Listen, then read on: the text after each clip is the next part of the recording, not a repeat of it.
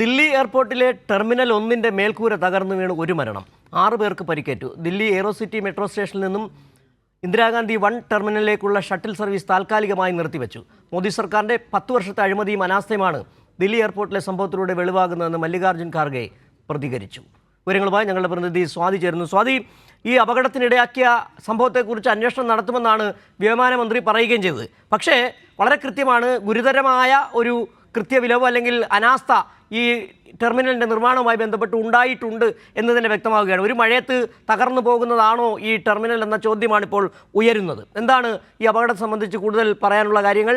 നിലവിൽ അവിടെ ഈ അന്വേഷണവും അതോടൊപ്പം തന്നെ ഈ ടെർമിനലിൻ്റെ മറ്റ് ടെർമിനലുകളുടെ ഒരു സ്ഥിതി എങ്ങനെയാണ്, അതുമായി ബന്ധപ്പെട്ട അന്വേഷണം എങ്ങനെ നടക്കുകയാണ്, ഒപ്പം തന്നെ ആശുപത്രിയിൽ പ്രവേശിപ്പിക്കപ്പെട്ടവരുടെ അവസ്ഥ എങ്ങനെയാണ്?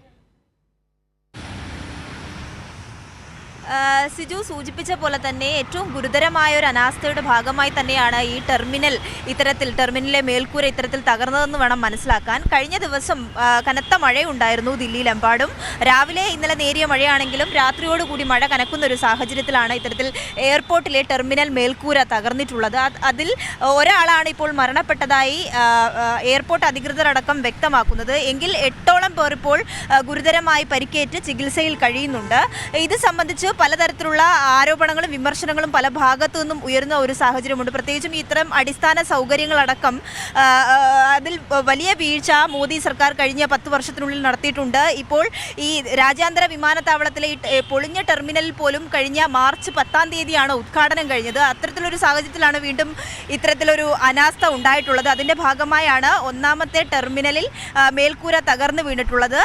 മാത്രമല്ല 8ഓളം വാഹനങ്ങളൊക്കെയും ഈ പൊളിഞ്ഞു വീഴുന്ന സ്ഥലത്തുണ്ടായിരുന്നു. അതുകൊണ്ട് തന്നെ ആ വാഹനങ്ങൾ തകർന്നിട്ടുണ്ട് എന്ന് പറയുന്ന കാര്യമുണ്ട്. അല്പം മുമ്പ് വ്യോമയാനമന്ത്രി പറഞ്ഞ കാര്യം, ഇത്തരം ഒരു ടെർമിനലിലാണല്ലോ ഇപ്പോൾ കുഴപ്പം, 1ാം ടെർമിനൽ, അവിടെയുള്ള സർവീസുകൾ നിർത്തിവെക്കുകയും ചെയ്തു. മറ്റ് ടെർമിനലുകൾ ഇപ്പോൾ പരിശോധിക്കുകയാണെന്നാണ്. കാരണം അവിടെ എന്തൊക്കെ കുഴപ്പമുണ്ട് എന്നുള്ള ഒരു ധ്വനി അതിനകത്തുനിന്ന് വായിച്ചെടുക്കാൻ കഴിയുന്നുണ്ട്.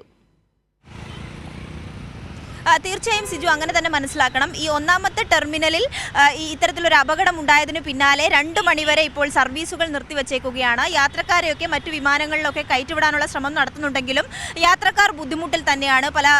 അവർ നമ്മളോട് തന്നെ പ്രതികരിച്ച സാഹചര്യമുണ്ട്.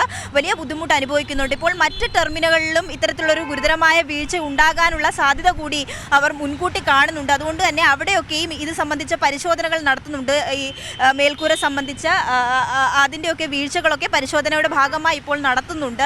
എന്തായാലും വലിയ ദുരന്തം തന്നെയാണ് ഇത് ഉണ്ടാക്കി വെച്ചിട്ടുള്ളത് എന്ന് പറയേണ്ടി വരും. വലിയ ധനസഹായമൊക്കെയും പ്രഖ്യാപിക്കുന്ന ഒരു സാഹചര്യം ഉണ്ടെങ്കിൽ പോലും യാത്രക്കാർ വലിയ ഒരു ദുരന്തത്തിനാണ് ഇപ്പോൾ സാക്ഷ്യം വഹിച്ചിട്ടുള്ളത്. മാത്രമല്ല ഈ ഗുരുതരാവസ്ഥയിൽ കഴിയുന്നവരുടെ ചികിത്സയുമായി ബന്ധപ്പെട്ടൊക്കെ വലിയ ആശങ്കകൾ ജനങ്ങൾക്കിടയിൽ നിലനിൽക്കുന്നുണ്ട്.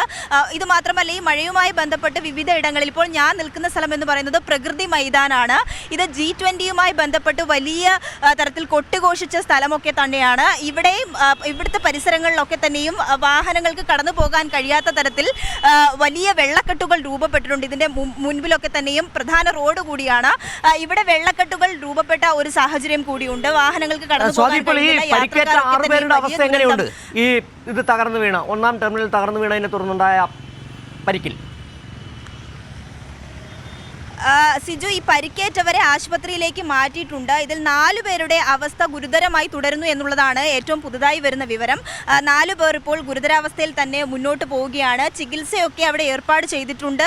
ആ ചികിത്സ അത്തരത്തിൽ പുരോഗമിക്കും പോലും അവരുടെ ആരോഗ്യസ്ഥിതിയുമായി ബന്ധപ്പെട്ട് വലിയ ആശങ്ക തന്നെയാണ് ആശുപത്രി അധികൃതർ മുന്നോട്ട് വയ്ക്കുന്നത്. ഇപ്പോൾ ഒരു മരണം രേഖപ്പെടുത്തിയ സാഹചര്യത്തിൽ ഇനിയും മരണസംഖ്യ ഉയർന്നേക്കാം എന്നൊരു കാര്യം കൂടി മുന്നോട്ട് നമുക്ക് കാണേണ്ടതായിട്ട് വരും. കാരണം അത്രയും ഗുരുതരാവസ്ഥയിൽ തന്നെയാണ് മറ്റുള്ള രോഗികൾ തുടർന്നുകൊണ്ടിരിക്കുന്നത്. ആ ചികിത്സയൊക്കെയും പുരോഗമിക്കുന്നുണ്ട്. മറ്റ് യാത്രക്കാർ ഇത് സംബന്ധിച്ച് ഈ വാഹനമൊക്കെ അവിടെ നിന്നും മാറ്റിക്കൊണ്ടിരിക്കുകയാണ്. അവിടെ എല്ലാ തരത്തിലുള്ള സജ്ജീകരണങ്ങളും ഒരുക്കിയിട്ടുണ്ട് എന്ന് പറയുമ്പോഴും യാത്രക്കാർ വലിയ ആശങ്കയിൽ തന്നെ ഈ വിമാനത്താവളത്തിന് പുറത്ത് തമ്പടിച്ച് നിൽക്കുന്ന ഒരു കാഴ്ചകളൊക്കെ തന്നെയും കാണുന്നുണ്ട്. യാത്രക്കാർ വലിയ തരത്തിൽ നമ്മളോട് പ്രതികരിക്കുന്നുണ്ട്.